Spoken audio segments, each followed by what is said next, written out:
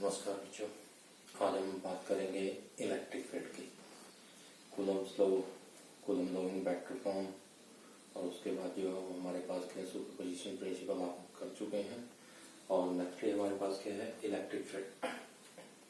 Electric field हम discuss करने से पहले ये देखो, हमारे पास हमने क्या कि पीछे ये किया है कि कोई भी चार्ज जो है वो अनदर चार्ज पे एक फोर्स अप्लाई करता है। वो चाहे हमारे पास क्या है अट्रैक्टिव फोर्स हो, और वो हमारे पास क्या है रिपल्सिव फोर्स हो। ऐसा कि क्यों होता है कि वो किसके कारण हमारे पास कहें कि वो फोर्स जो वो अप्लाई कर पा रहा है। तो एक्चुअल में क्या होता है कि कोई भी अगर हम चार्ज लेते हैं, जैसे मैंने ये क्यू चार्ज लिया, तो ये अपने सराउंडिंग एक ऐसा स्पेस जो वो क्रिएट करता है जिसमें वो अपना इफेक्ट शो करता है, अपना प्रभाव जो वो दिखाएगा कि यहाँ तक हमारे पास क्या है इसका प्रभाव है। प्रभाव वो कैसे दिखा सकता है, देखो चार्ज क्या कर सकता है, तो उसे चार्ज पे या तो अट्रैक्टिव फोर्स लगा सकता है या फिर हमारे पास क्या रिपल्सिव फोर्स लगा सकता है। तो वो अट्रैक्टिव या रिपल्सिव फोर्स कहाँ तक लगा रहा है, अपने सराउंडिंग कितना एक ऐसा स्पेस है जिसमें वो अट्रैक्टिव या रिपल्सिव फोर्स जो वो अप्लाई कर रहा है, उस स्पेस को हमारे पास हम क्या बोलते हैं, इलेक्ट्रिक फील्ड। जैसे देखो, अगर ये मैंने एक क्यू चार्ज लिया है और इसके सराउंडिंग अगर हम ये मान लेते हैं कि इतना ये स्पेस है जिसमें ये अपना इफेक्ट शो कर रहा है, तो ये सारा जो स्पेस होगा वो हमारे पास क्या है, मान लेते हैं ये आर रेडियस का है। तो आर रेडियस का ये जो स्फीयर बनेगा, वो स्फेरिकल जो हमारे पास क्या है कॉन्फ़िगरेशन हुई, वो क्या बन जाएगी, इस क्यू चार्ज का इलेक्ट्रिक फील्ड बन जाएगा। अब अगर इसके अंदर अगर मैं कोई और चार्ज रखता हूँ, क्यू नोट जैसे यहाँ प्लेस किया, तो उस पर ये फोर्स लगाएगा। लेकिन यही क्यू नोट अगर मैं यहाँ रखता हूँ, मतलब इसके इलेक्ट्रिक फील्ड से अगर आउटसाइड रखता हूं, तब ये ना उस पर अट्रैक्टिव फोर्स लगाएगा, ना फिर हमारे पास क्या है रिपल्सिव फोर्स लगा पाएगा। तो इलेक्ट्रिक फील्ड जस्ट हमारे पास क्या है, it is the space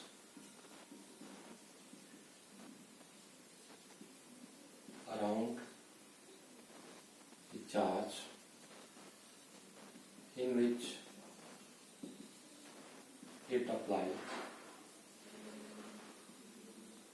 attractive or repulsive force on any other charge। Clear हो गया होगा कि what is the electric field. उस स्पेस में वो फोर्स लगाएगा, लेकिन अगर स्पेस से बाहर हम किसी चार्ज को रखते हैं तो उस पर वो कोई फोर्स अप्लाई नहीं करेगा। वो अट्रैक्टिव होगा, रिपल्सिव होगा, वो तो हमारे पास के अनदर चार्ज जो आपने प्लेस किया है उसकी नेचर पर डिपेंड करेगा। जैसे हमने ये क्यू चार्ज को लिया है, इसके सराउंडिंग अगर मैं बाहर यहाँ पे ये क्यू नोट अगर पॉजिटिव रखता हूँ तो ये इसको अट्रैक्ट करेगा। अगर क्यू नोट मैंने नेगेटिव क्यू नोट पॉजिटिव रखता हूँ तो वो हमारे पास क्या है इसको रिपेल करेगा, और अगर नेगेटिव रखता हूँ तो हमारे पास क्या है उसको अट्रैक्ट करेगा। अब चलो ये हुआ कि हमारे पास ये इलेक्ट्रिक फील्ड हो गया। बात करते हैं कि यहीं पे अगर मैंने क्या है ये क्यू चार्ज लिया है, यहां मैं कैपिटल क्यू चार्ज लेता हूं, और कैपिटल क्यू चार्ज जो है वो ग्रेटर है स्मॉल क्यू से, तब क्या स्पेस इतना ही रहेगा, कम होगा या ज्यादा होगा? वो स्ट्रेंथ कितनी होगी कि इसके इलेक्ट्रिक फील्ड की और क्यू चार्ज के इलेक्ट्रिक फील्ड में से स्ट्रेंथ किसकी ज्यादा होगी, किसकी कम होगी? वो हमारे एक अनदर टर्म से हमें पता चलता है, जो टर्म है electric field intensity. Electric field intensity ई से डिनोट करते हैं। तो कोई भी इलेक्ट्रिक फील्ड कितना स्ट्रॉन्ग या वीक है, कितनी उसकी स्ट्रेंथ है, वो स्ट्रेंथ की जो मेजरमेंट है वो हम किस टर्म से करते हैं, इलेक्ट्रिक फील्ड इंटेंसिटी से। तो electric field intensity just it is the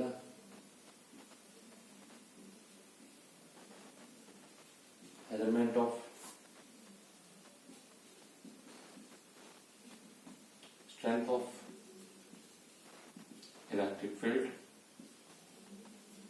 eight A point. जिस भी पॉइंट पे आपको स्ट्रेंथ कैलकुलेट करनी है, कितनी स्ट्रेंथ है, वो किस टर्म से हम कैलकुलेट कर पाएंगे, इलेक्ट्रिक फील्ड इंटेंसिटी से। मैथमेटिकली जो है वो हमारे पास के हम कैसे निकाल पाते हैं, इलेक्ट्रिक फील्ड इंटेंसिटी होती है फोर्स पर यूनिट चार्ज। तो जैसे हमारे पास क्या है कि एफ जो है आपके पास फोर्स लगा क्यू चार्ज पे, कैपिटल क्यू चार्ज के इलेक्ट्रिक फील्ड में मैंने स्मॉल क्यू चार्ज जो प्लेस किया है और उस पे जो फोर्स अगर F लगता है तो इलेक्ट्रिक फील्ड इंटेंसिटी जो है वो हमारे पास क्या हो जाएगी, F/Q। ये हमारे पास वैल्यू जो है वो आ जाती है F/Q। लेकिन ये जो है हमारे पास एग्जैक्ट वैल्यू नहीं होती, इसमें कुछ तो माइनर डिफरेंस है। अगर हमें बिल्कुल एक्यूरेट निकालना है तो इस Q को जितना स्मॉल हो उतना लेना, as small as possible.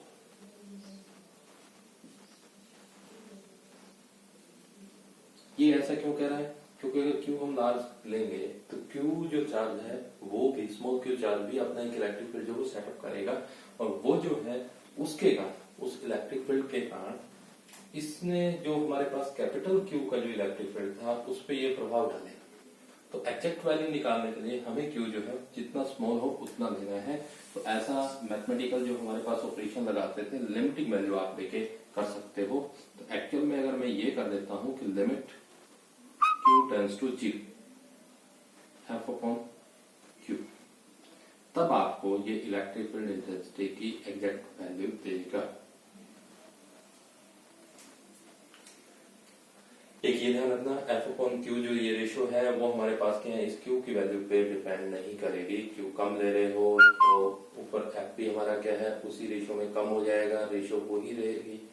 Q को अगर मैंने लार्ज कर दिया तो F उसी के अकॉर्डिंग लार्ज हो जाएगा। मतलब F/Q जो है E की वैल्यू आपकी एक गिवन इलेक्ट्रिक फील्ड में सेम आएगी। ये डिपेंड करेगा किस पे, उसके लिए हमारे पास हम पहले इसका फॉर्मूला कैलकुलेट करते हैं। E देखो, कूलम्ब लॉ से अगर मैं बात करूं तो आप F निकाल चुके थे। अगर यही हम ले लेते हैं और मान लेते हैं हमारे पास क्या है कि हमने जो Q चार्ज है वो यहाँ प्लेस किया है P पॉइंट्स पे और इसका सेंटर जो O है और OP जो है वो हमारे पास क्या है कि डिस्टेंस है। ये इसके स्पेस में मैंने कहीं जो है वो प्लेस कर दिया।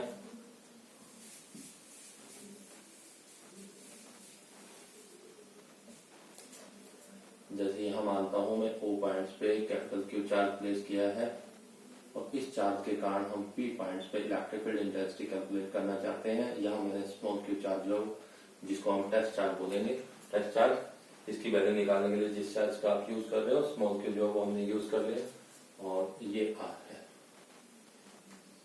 ठीक है, ये पॉजिटिव चार्ज आपने लिया है, कंसीडर किया है, तो यहाँ पे जो फोर्स की डायरेक्शन होगी वो हमारे पास, क्योंकि टेस्ट चार्ज भी आपने पॉजिटिव लिया है, ये बनेगी। तो बाय कूलम्स लो,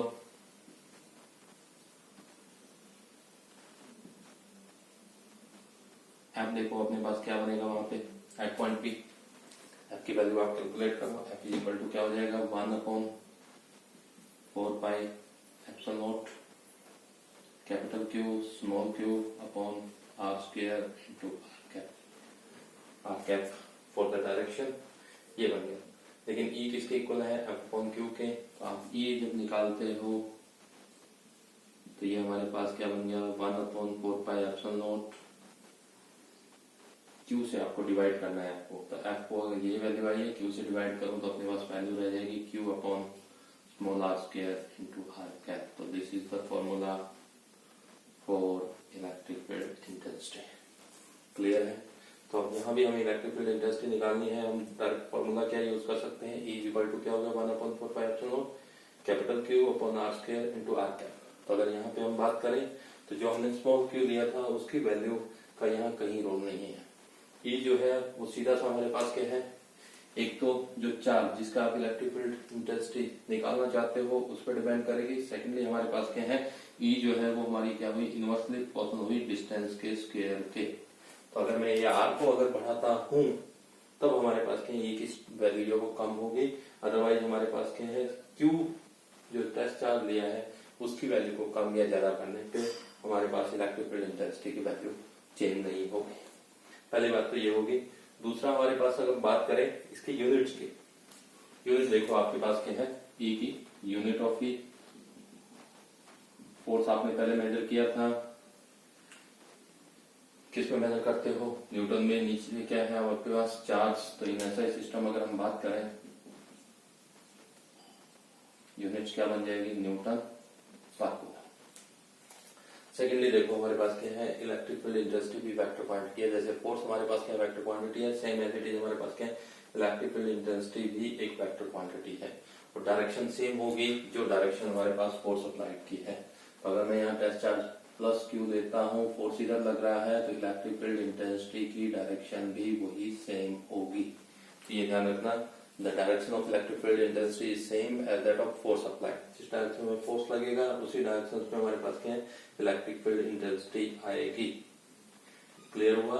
तो सीधा सा मेथड है, आपको क्या कर देना है, जहां भी आपको निकालना है वहां पे एक टेस्ट चार्ज आपको प्लेस करना है, उस टेस्ट चार्ज पे निकालो फोर्स कितना लग रहा है और फिर हम क्या करेंगे उस टेस्ट चार्ज से फोर्स को, क्योंकि डेफिनेशंस क्या कहती है, इलेक्ट्रिक फील्ड इंटेंसिटी की डेफिनेशंस क्या कहती है, force applied on unit charge place at that.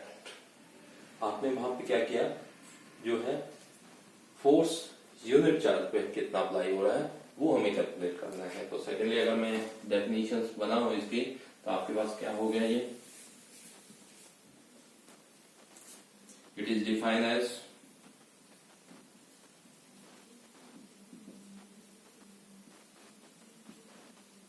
Force applied on unit charge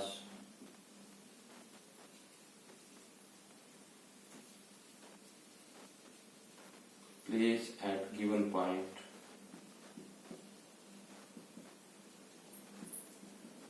in the given electric field।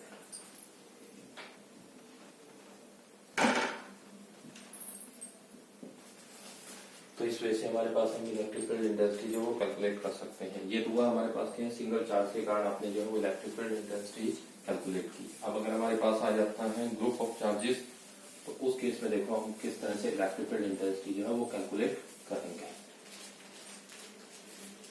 Electric field intensity due to group of charges,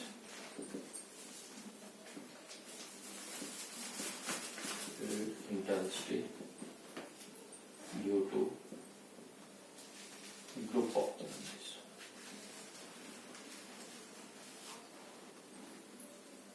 eight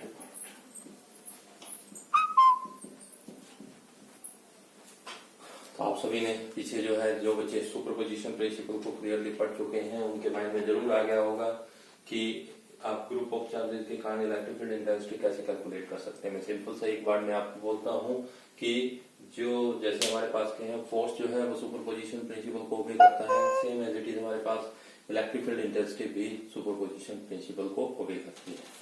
यहाँ मैं detail नहीं करवा रहा हूँ, सीधा आपको वहीं से कि जैसे हमारे पास के Q1 Q2 अगर अप टू Qn अगर मैं चार्जेस लेता हूं, इन चार्जेस के कारण गिवन पॉइंट्स पे हमारे पास जैसे P पॉइंट्स मान लेता हूं, उस पे अगर आपको इलेक्ट्रिक फील्ड इंटेंसिटी कैलकुलेट करनी है तो आप क्या करोगे, फर्स्टली Q1 के कारण कैलकुलेट कर लो, फिर Q2 और Qn, और सभी का हमारे पास क्या है वेक्टर सम ले लेंगे, तो वो आपके पास क्या आ जाएगी, इलेक्ट्रिक फील्ड इंटेंसिटी आ जाएगी due to group of charges. तो सीधा सा हुआ, देखो अगर मैं बात करूं E1 की, तो वो हमारे पास क्या आएगा, अब हमें पता है formula 1/4πε0 due to Q1 charge हमें कैलकुलेट करनी है, तो ये हो जाएगा अपने पास Q1 upon R of P1 square into R of P1 cap. P यहाँ पे जिस पॉइंट पे आपको कैलकुलेट करना है। सिमिलरली E2 अगर आप निकालते हो 1/4πε0 Q2 upon R of P2 square R P2 cap. In this way अगर हमारे पास हम बात करें En की, तो En देखो हमारे पास क्या बन जाएगा, 1/4πε0 Qn upon R Pn square into R Pn cap. हाँ, जो सुपरपोजिशन प्रिंसिपल पे, सुपरपोजिशन प्रिंसिपल अगर मैं अप्लाई करूं तो टोटल इलेक्ट्रिक फील्ड इंटेंसिटी क्या बनेगी, E1 plus E2 up to En। तो इन सभी में अगर हम दें तो आपके पास क्या है, 1/4πε0 सभी में है, वो आप आउटसाइड ले लो, अंदर बच जाएगा अपने पास Q1 upon R of P1 square, Q2 upon R of P2 square, Qn upon R of Pn square, ये आ जाता है। इन सभी में से देखो अगर हम इसको सॉल्यूशन में लिखें तो आपके पास क्या है कि वैल्यू क्या बन जाएगी, 1/4πε0 सिग्मा I = 1 to n। एक यहाँ पे आपके पास था rp1 कैप, यहाँ rp2 कैप, यहाँ पे हो जाएगा rpn कैप। तो sigma I = 1 to n, q1 q2 इसकी जगह कर दो qi, नीचे हमारे पास क्या है rp फिक्स है, सेकंड चेंज हो रहा है तो इसको i से rpi कैप। तो ये आपके पास क्या है कि resultant intensity due to group of charges जो है वो बन जाती है। तो आप इस एक कैलकुलेट कर सकते हैं। तो इस तरह से हमारे पास क्या है कि हमने इलेक्ट्रिक फील्ड इंटेंसिटी जो वो फाइंड आउट कर ली है। तो क्लियर हो गया होगा कि इलेक्ट्रिक फील्ड इंटेंसिटी जस्ट क्या है, measurement of strength of electric field है। किसी भी पॉइंट पे आपके पास क्या है कि कितनी स्ट्रेंथ है इलेक्ट्रिक फील्ड की, वो हम कैलकुलेट करें किसकी हेल्प से, इलेक्ट्रिक फील्ड इंटेंसिटी की हेल्प से। डायरेक्शन सेम है दैट ऑफ फोर्स, तो E = हमारे पास क्या हुआ F/Q। इसी की हेल्प से आप डायमेंशनल फॉर्मूला वगैरह भी इसका कैलकुलेट कर सकते हो। जैसे फोर्स सुपरपोजिशन प्रिंसिपल को ओबे करता है, सेम इज इट इज हमारे पास क्या है, इलेक्ट्रिक फील्ड इंटेंसिटी भी सुपरपोजिशन प्रिंसिपल को ओबे करती है, तो उसकी हेल्प से भी आप निकाल सकते हो। तो ये हो जाता है हमारे पास। नेक्स्टली हम डिस्कस करेंगे इलेक्ट्रिक फील्ड लाइन, वो जो है हम कल डिस्कस करेंगे नेक्स्ट लेक्चर में। आज के लिए इतना ही।